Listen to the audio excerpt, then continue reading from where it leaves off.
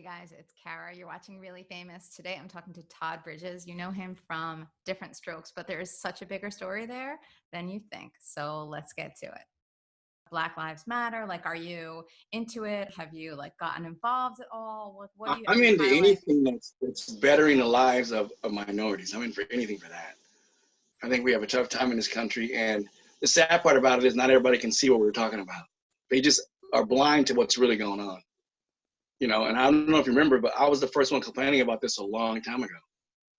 I was the first one who started saying something about it. Everyone thought, well, it's me, I'm a troublemaker, and this and that. And now all of a sudden, everyone sees the truth. They see for what it really is. When was this that you were I started complaining about this when I was 12 years old. I was getting pulled over on my bike at gunpoint.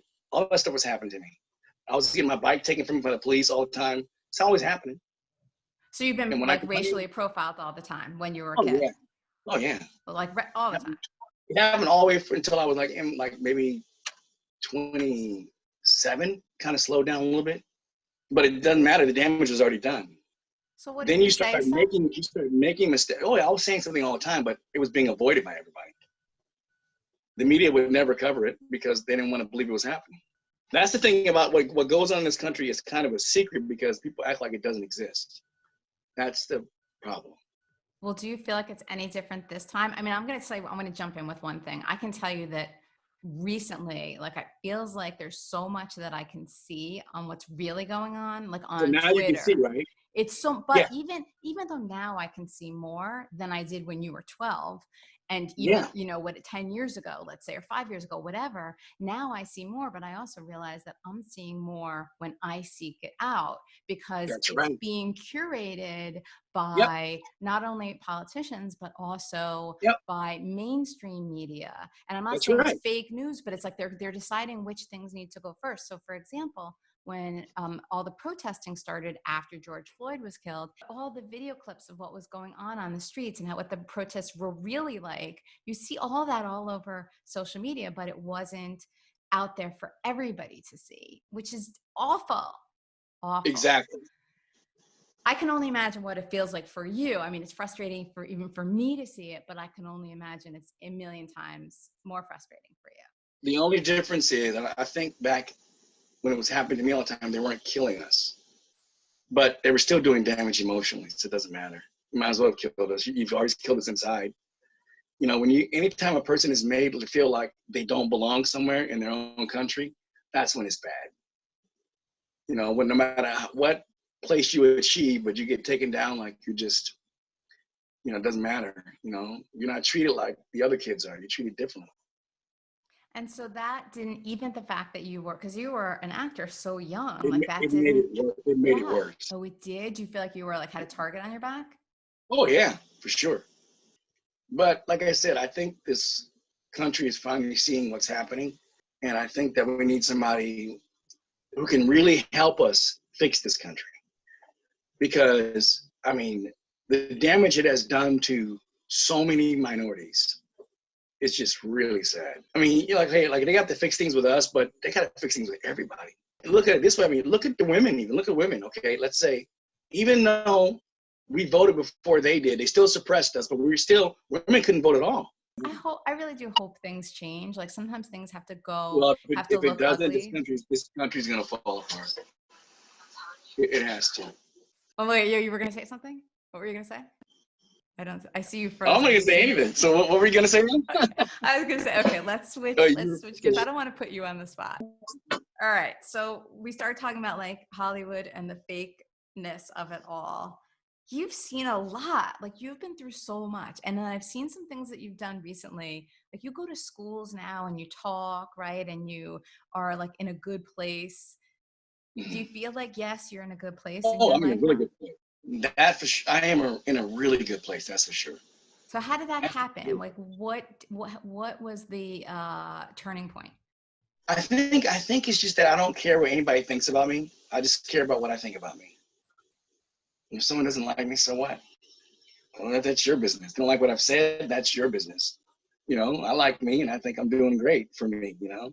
And, you know, emotionally, I'm in a great place. Mentally, I'm doing well. Physically, I'm doing well. You know, and financially, I'm doing okay. So I'm good. So But how did you get there? Because it's not that easy that, oh, I just. Getting there is a process. You got to work to get there. You can't just walk there.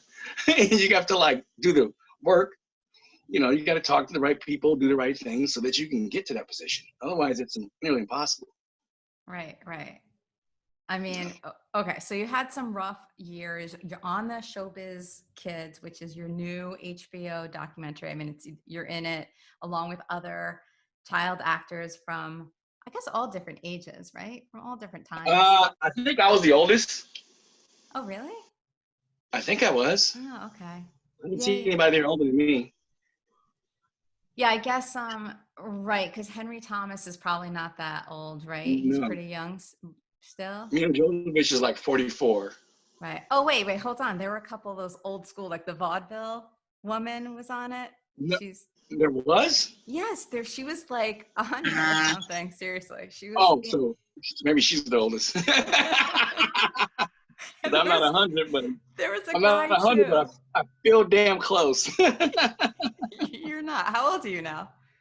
I'm 55 now. 55. Stop. Please. But I've lived like every single life, so I feel like I'm 100. Yeah, for sure.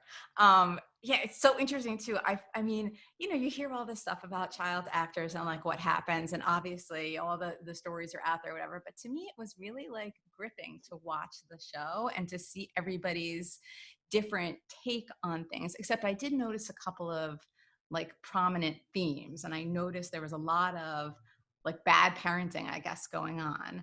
That didn't happen with me though. My dad, but not my mom. My mom was great. That's what made me survive with my mom. Your mom she was good.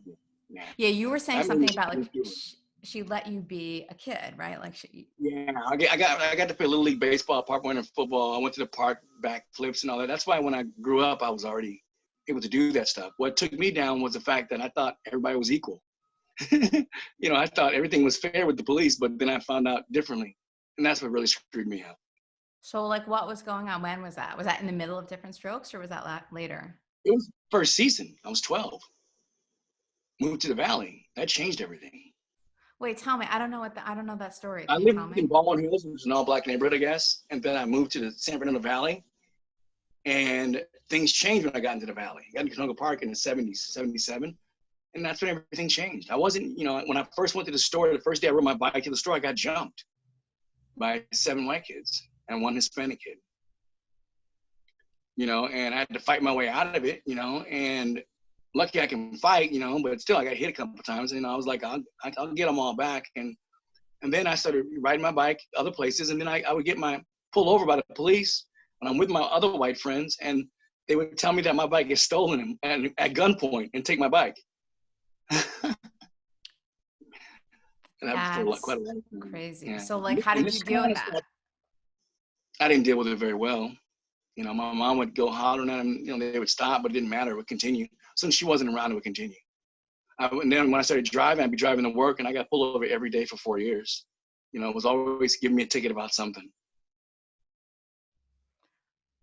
That's crazy. I mean, I know that's how it is. I get it. It's still like, what? So just think this, if you see what's happening now, being caught on video, just think what they were doing before there was video. Yeah. And even what they're doing without when there's somebody not taking. Yeah. That's right. And then the thing is, then it's your word against theirs. And they always won. Because everyone thought that police never lied.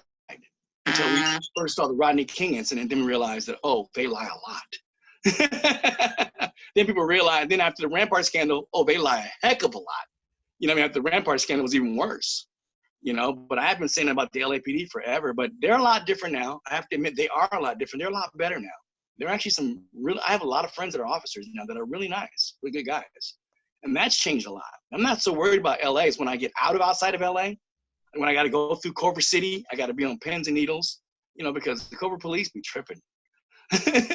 You drive through there in a BMW, you're going to get pulled over. It's just how it is. Oh, so if you're black and driving a BMW, you're saying, then you're going to get pulled over. If you're black and driving any car that's considered expensive, you will get pulled over. They want to just see who you are and why. And what about, do they find out who you are? Do they know? Do they say, they look at your license, they're like, you're sometimes they do, but before they pull me over, they see, and then they just kind of let me go. But who wants to have them following behind you for freaking, for 20 minutes driving behind? That's nerve-wracking in itself. Totally. They're just right behind you. It's just stressful because your heart, you know what's going to happen, what could happen. Your heart starts beating, starts sweating, you're getting nervous. And then when they see you, you look guilty. I mean, you've been through a lot. I also saw that your publicist, right? You had a publicist who sexually assaulted you, right? Yeah. And you were only 11 or 12. So everything 11. 11 years. Yeah. So that was nothing that kind of messed me up too. Something that shouldn't have taken place, but at the end of it, what broke my heart was my father took his side, and my mom knew the truth, and she was not taking his side. She wanted to hurt him, but my dad wouldn't let her. So my dad got groomed too. That's what happens when you get groomed. My dad got groomed too. So he didn't believe you? No, he took the side of the other guy because my dad got groomed. That's what happens. These pedophiles, they groom people.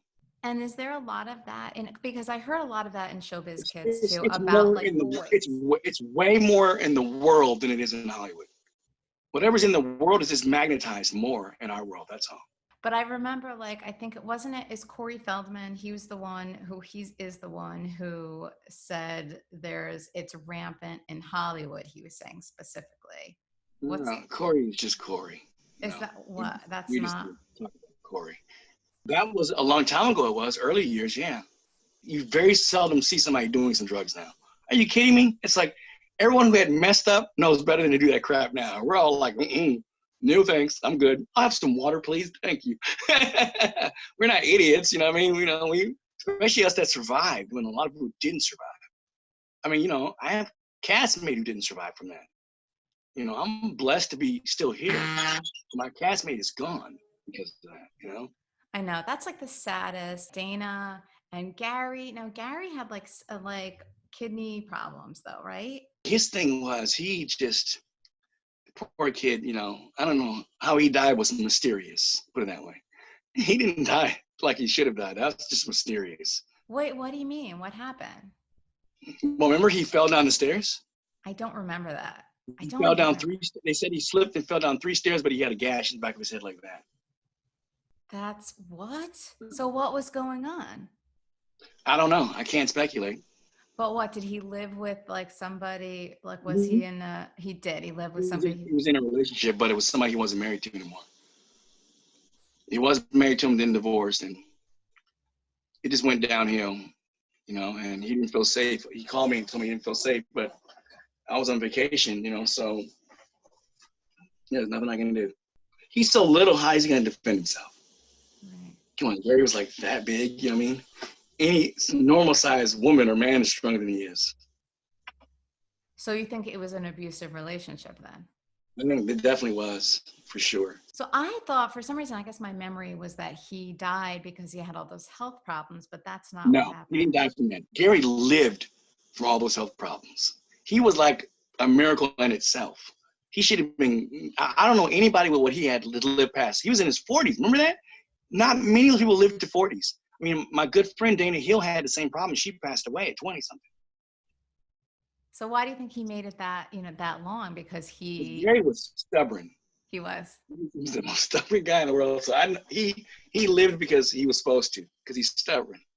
He pushed it way past the point that he should have ever went, and it was great. That's why we didn't believe when that happened. None of us believed it. We knew it was a farce. That is so devastating. And so Dana died before Gary, right? 10 years or something before? Yeah. Dana died in 98. And that was definitely drugs, right? Or was that a suicide? No, it wasn't suicide. It was accidental. Let me just tell you this. No, most people that abuse drugs don't die because they're trying to kill themselves. They die because they make a mistake. Take too much of something and don't realize it, and then quack, you're dead. That's why if you don't mix drugs, it's very difficult to die. If you just do drugs you're supposed to do and don't do anything. But I think you shouldn't do none at all. That's the whole question. I'm just blessed to get away from that and not have to use it anymore and not have to worry about that anymore. So you started using when you're saying the first season too? Is that when you started using? No. When you were no, later than that? It was 26, probably. You were 26. So you were well done. You were definitely done with Diff'rent Strokes at that point. So you had all kinds of things you had to deal with during Diff'rent Strokes, but you were not. When I was working in that, I didn't deal with anything. And then when everything got canceled and my money was gone, then I had to deal with reality. So where did your money go? What happened with that? Oh, my account stole that with fake checks. Okay, through the banking system, they put fake checks to there, and the bank was only responsible for the 90 days that I caught them for, not the 3.5 years before that. What? Oh my God, it's such a funny story. It's just very funny. Banks are not responsible. If you don't catch them within that year, they're not responsible for that. And I don't know how that's even possible. So if you don't catch them when your money's being stolen, if you don't catch them within that year, even if they have an inside track and someone who works there is doing it. And that's what we finally figured out. It was someone who worked there. They were putting checks to the bank with whiteout on it. Whiteout was over the checks. There's no way it should have been even accepted. The first one should have been thrown away. Right. So if all those checks are being accepted for almost $4 million, what is that telling you? That's telling you somebody's inside is working there, right? Because when I went to get money all the time, where I got my statement from because back in those, your statement came from the branch probably. I'm sure it didn't come from no office. It came from the branch. You know, now it's digitally sent out and all that, but it came from the branch. So when I looked at it, the money was there. But then when I wanted to get money, I was able to get it. But in actuality, it wasn't there. That's pretty complex. That's like a complex system going on. That means you got to have a teller behind it and a manager behind it. So then they emptied you out basically? Yeah. So you were done with Diff'rent Strokes. You were I was going to go on vacation to Europe and kick back for like 6 months and come back and then work. But it wasn't to be that way. I'd end up going and I was already stressed out and I just couldn't handle it and I broke apart. That's what happened. I didn't get help for anything and I should have. You know, and that's what happens. When you don't seek your help that you need to get, you will fall apart. Yeah. There's not anybody who can come through that without doing that. Not everything happened. You know, people have had less than that happen. What happened to me, and they didn't make it. So imagine piling all that up, even piling up the racism that I went through that I had to deal with for so many years. Imagine throwing that in your head too. Right, and also too, like you were not. Right. There weren't that many like black kids on TV either, right? It was like you and Gary. Yeah. What? Yeah. And like I was before you. I was on Fish. That's right. And I was Little House on the Prairie.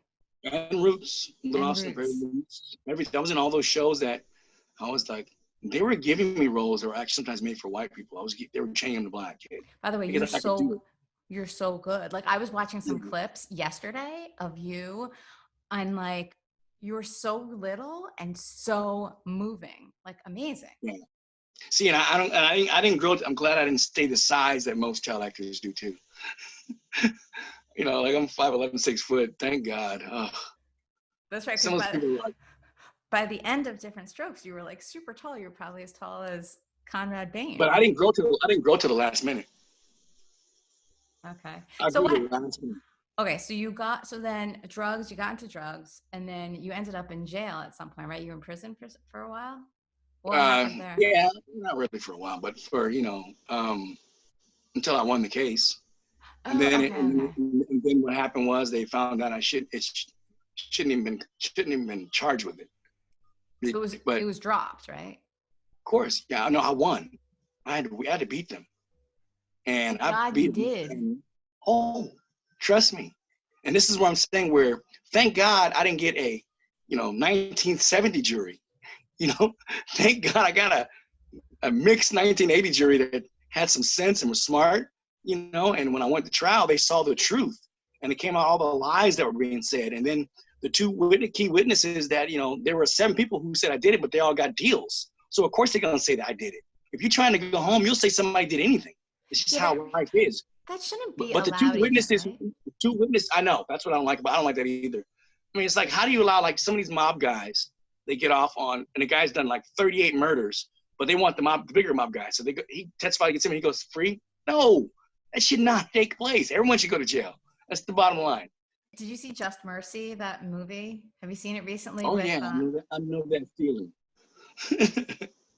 It was like Trust me. It was like the same thing. And right, exactly. So infuriating. But you haven't been broken. You're not broken. You were broken. It broke you. No, all these things broke you down, but they didn't break you. Right? No, it didn't happen. So why do you I'm think sure I'm that surprised. is? I'm sure I'm surprised because I just know that it's okay. But I'm at the stage now where I said I don't care what nobody thinks. I don't care what they think anymore. I don't care what they believe in me and what they think. I know the truth, and that's all that counts. I know it only matters what I think. It doesn't matter what anybody else thinks about me. Well, what do other people think? What do you think? What are you tired of people thinking that's not real? Well, no, I'm just tired of the news media always bringing it up. They don't bring it up on the other actors. I don't hear them talking about Robert Downey Jr. and bring up his past, because his past is just like mine. Yeah. I don't care what he's done. His past is just like mine. And guess what? I think I stopped before he did. But, I'm going on almost, damn near 30 years. But that's never said. Yeah, that's no good. That's no good. No. Now I feel bad that I talked to you about it. I feel bad. Well, I'm just saying, but see, that's the thing. You see what I'm saying? Yes. So, but there's also so many years. But I also have to tell you, though, that the fact that you went through all that stuff and now you are where you are, that's big and should be acknowledged. You know what I mean? Like, I think that you deserve a lot of credit for that. And so that's part of your story. But the big part is that that's how it was for you. But then look what you did. You know what I mean? But it's not talked about. So let's talk about it. No one gives you the reward of what actually happened, of what you've gone through and where you are today. No one gives you the reward for that. I am. So that's the thing is anybody, it's easy to just keep going along an easy life or whatever. But if you go from that and then you get to where you are, which is like what I was saying before, like you talk to schools and stuff like that, you're in a good place now. Like you've been like sober or clean for a long time, right? Like 30? 29 years, yeah, going on 30. That's huge.